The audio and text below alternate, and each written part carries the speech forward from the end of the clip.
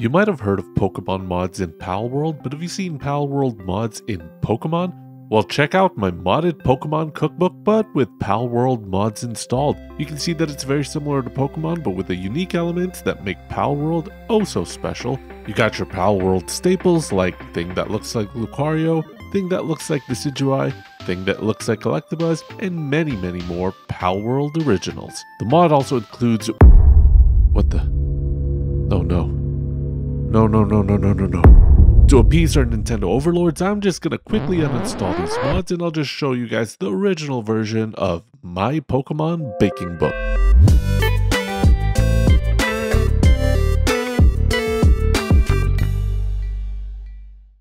My Pokemon Baking Book by Jared Melendez is actually very similar to a cookbook I've done on the channel already. Compared to My Pokemon Cookbook, you can tell that both cookbooks are very similar in style, using the same graphical elements and page layout, so it would be best to think of My Pokemon Baking Book as an expansion of the My Pokemon Cookbook. But let's highlight the differences. First, these books are done by different authors, which is great because you get different perspectives on the same subject matter. Second, as you can tell from the title, this book is purely focused on baking, so expect the majority of the recipes to lean on the sweet side and take a bit longer to prepare.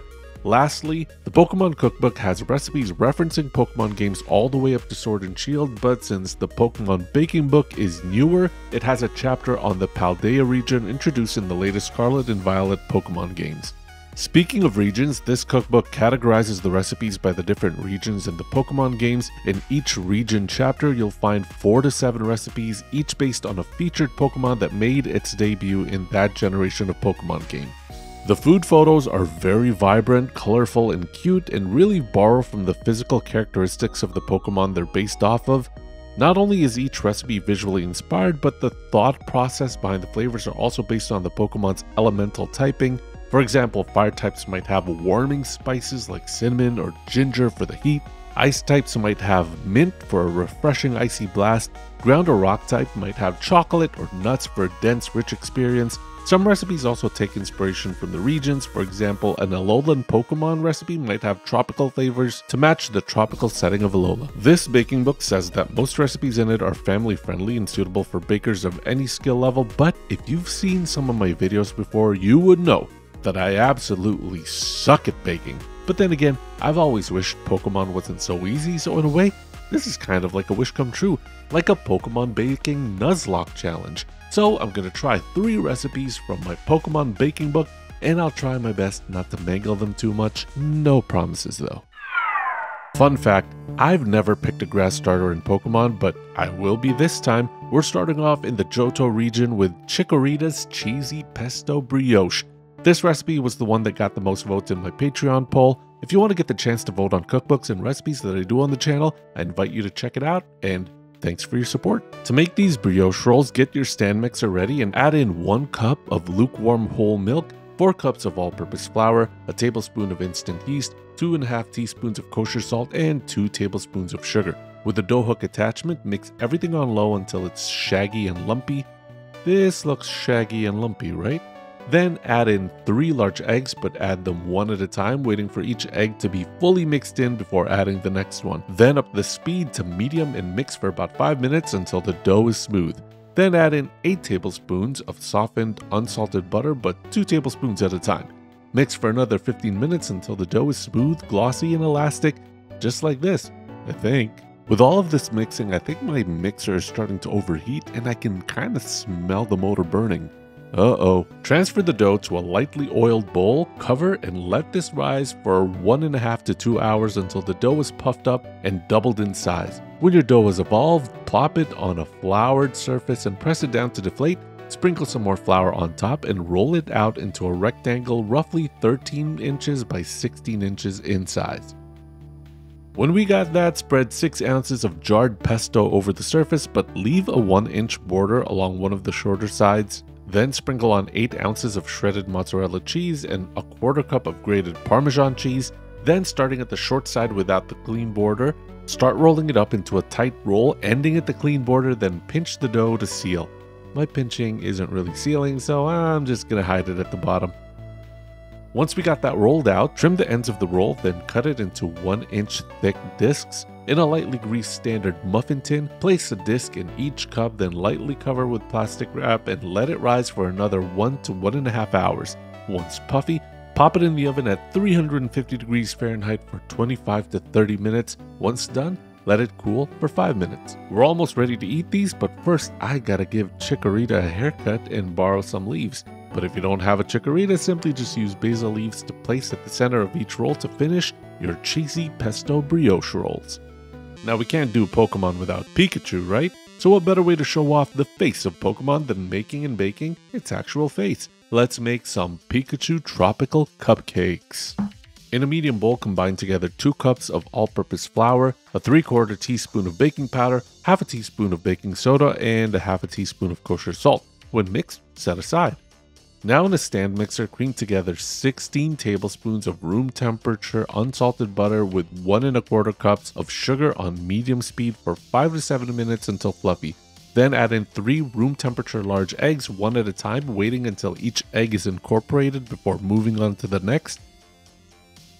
Reduce the mixer to low speed and add in 1/3 of the flour mixture. Combine well, then add in a 1/4 cup of room temperature buttermilk, then another 1/3 of the flour mixture, then another 1/4 cup of the buttermilk, the rest of the flour mixture, and another 1/4 cup of buttermilk. Turn off the mixer and fold in 8 ounces of toasted, unsweetened shredded coconut in with a spatula. Now take the batter and pour this into a 12-cup muffin tin. I don't have one of those, but I got a bunch of these silicone ones, so I'll be using that. Once the batter is in, bake these in the oven at 325 degrees Fahrenheit for 25 to 30 minutes until the cupcakes are golden brown. After an hour, my cupcakes were still way too undercooked, so I left them in longer. I had to take them out eventually, and yikes. I'm seriously questioning the structural integrity of these, so I popped them in the fridge for a bit to cool down. Maybe that will solidify them a bit. Well, let's make some frosting. In a large bowl, mix together 2 cups of powdered sugar, 8 tablespoons of softened unsalted butter, and 3 tablespoons of pineapple powder. Combine these until light and fluffy for about 8 minutes, then add in 2 teaspoons of lemon juice and combine for another minute. Next, add in 2 tablespoons of heavy cream, a tablespoon at a time, and mix until smooth. Then add in yellow food coloring until you get to Pikachu's yellow color. After chilling these cupcakes, they got pretty set, but still kind of misshapen, but the show must continue. We're going to pipe out the frosting in a swirl on the cupcake. Then we're supposed to flip the cupcake upside down and smush it to spread the frosting flat across the cupcake. Yeah, that didn't go as planned. I'm going to need to use a knife to smooth this out as much as possible. Not really that smooth, but we got to push through, so pop these in the fridge for 5 to 10 minutes to chill. Now we gotta make the facial details. We're gonna need black, white, yellow, and red candy melts to make all of the facial elements. Melt the candy melts 30 seconds at a time until smooth and place them in a piping bag. Draw out the eyes, nose, and mouths. Use the red for the cheeks and the white for the pupils. The yellow candy melts are there for the ears, and when they set, dip a part of it in the dark candy melt to make it look like Pikachu's ears. Place them all on the cupcake, and I'm hoping that your Pikachu Tropical Cupcakes looks far nicer than mine. Sorry, Pikachu, I can never get you right. For the last recipe, I want to do something from the latest Pokemon games, so let's visit the Paldea region. And if I'm going to fail at baking, I might as well fail hard. I'm going to be doing the hardest recipe in this book, inspired by the legendary Miraidon. This is my shot at Miraidon lemon cheesecake and ube cake. The first component is the cheesecake. In a stand mixer, beat 2 8-ounce packages of softened cream cheese with half a cup of room temperature sour cream, half a cup of sugar, 2 teaspoons of vanilla extract, and 2 teaspoons of lemon zest on medium-low until smooth. Add in 2 room temperature large eggs, one at a time. Then in a small bowl, whisk together 2 tablespoons of lemon juice with a tablespoon of all-purpose flour and a tablespoon of cornstarch. Take this mixture and beat this into the cream cheese and combine well. Pour this batter into an 8-inch springform pan and smooth the top. Now bake this in the oven at 325 degrees Fahrenheit for 45 to 55 minutes until lightly golden with the center slightly wobbly. Turn off the oven.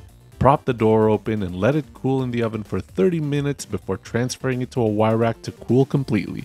Once cool, cover and chill in the fridge for 4 hours. So far so good, so let's make the ube cakes. Back to the stand mixer, add in 1.5 cups of sugar, a cup of neutral oil like canola oil, and 8 tablespoons of softened, unsalted butter and mix it all together for 5 minutes until smooth.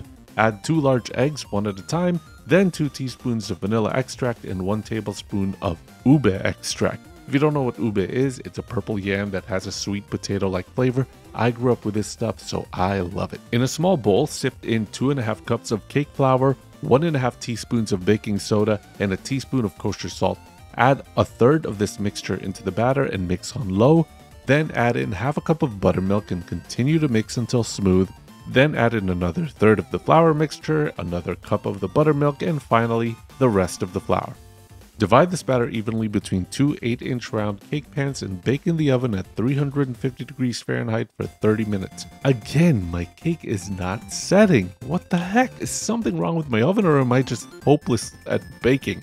Had to pop it back in, and eventually I did the toothpick test and it came out clean, so I let the cakes rest for 10 minutes before turning them out into a wire rack, and wow, did the middle part collapse quite a bit or what? I'm gonna worry about that later because now I gotta make some frosting. For that, we need 2 8-ounce packs of softened cream cheese and 16 tablespoons of softened unsalted butter. This was making too much of a mess using a hand mixer like the cookbook suggested, so I'm plopping it back into the stand mixer. Combine these until smooth and mix in 2 teaspoons of lemon zest and 2 teaspoons of vanilla extract. Then reduce the mixer to low and add in 3 cups of powdered sugar, 1 cup at a time, 2 tablespoons of heavy cream, and mixing on medium-high for 8 to 10 minutes until smooth. We're going to take a half cup of the frosting and put that in a bowl, another half cup on a separate bowl, and in the main batch of frosting, add 4 to 6 drops of yellow food coloring to match Miraidon's yellow accents. Mine wasn't yellow enough, so I added a bit more to get the right color. Then, in one of the small bowls, add enough ube extract to match Miraidon's purple colors, and the other bowl can stay as is for the white parts. To assemble the cake, we gotta prep our ube cakes. The cookbook says to trim the top if they become domed, but mine has the opposite problem, so I'll trim some of the rim parts to get it more even with a sunken middle. Place a 3/4 cup of the yellow frosting on top of the first ube cake. Then take the cheesecake from the springform pan and place this on top of the ube cake. Spread another 3/4 cup of frosting over that and top it off with the other ube cake. Finally, use the remaining yellow frosting to cover the top and sides of the cake. Then spread the purple frosting right down the middle to look like Miraidon's belly. And finally, pipe out the white frosting to draw on the tread marks pattern on the belly. I'm sure yours won't look as sloppy as mine. Finish it off by placing some silver candy balls all around the purple parts, lemon cheesecake and ube cake inspired by the legendary Miraidon. Well, I tried, guys. These might not look as polished as the books, but it's the taste that counts. Let's try these brioche rolls. Crunchy, herby, tasty. I love the subtle crispiness of the bread with the saltiness of the cheese and pesto. The basil also gives off a subtle herby aroma as the heat of the rolls emanate off of it. Thanks again to Chikorita for providing some of that. Grass starters are truly underrated, guys. I also really like the shape of these. Kind of pointy, puffy, and unpredictable, and super fun to pull apart. They're not too dense, and for pastry, they're pretty light and airy. I ate these for breakfast for the whole week, and I wish I had more. Our Pokemon meal is off to a good start, I'd say. Now for Pikachu. For some reason, Pikachu-related recipes always give me such a hard time. Why? I mean, look at this. This looks pretty rough, but Pokemon was never known for its graphical fidelity, especially the new games. I was planning on assembling all of these cupcakes, but after putting one together, I couldn't bring myself to make more. Taste-wise, though, the flavors are pretty good. The cake feels a bit mushy and undercooked, but I really like the flavors and crispy little pops of toasted coconut. But the star of the show is that pineapple powder infused frosting. It's super tart and fruity, and I'm surprised how strongly pronounced the pineapple flavor is. If I just baked this properly, this would have been a banger cupcake. Time to cut into this cake, and please just look okay. I'm afraid the middle and the top layers are just gonna slide off or collapse or something, but hey, not bad. For a cake that I made, this looks pretty even. Tasting the cake part first. Oh man, that ube cake is so good. The ube sweet potato flavor is so rich and strong, and I love that vibrant purple color. It looks amazing, tastes amazing. Let's try it with the cheesecake. It's alright, but Full disclosure, I don't really like cheesecake. Not really a fan of the dense texture, and in this case I feel that the ube flavor and the cake texture is lost in the cheesecake. I also really like the subtle lemony flavor in the frosting that goes really well with the ube. I might not end up eating the cheesecake layer, but these ube layers with icing, I'm definitely gonna devour. So is my Pokemon baking book any good? I think you're going to like this book if you want to make cute little treats for a Pokemon inspired party. Even though there are a lot of cool looking recipes, it's going to take some skill, finesse, and patience to get these to look their best.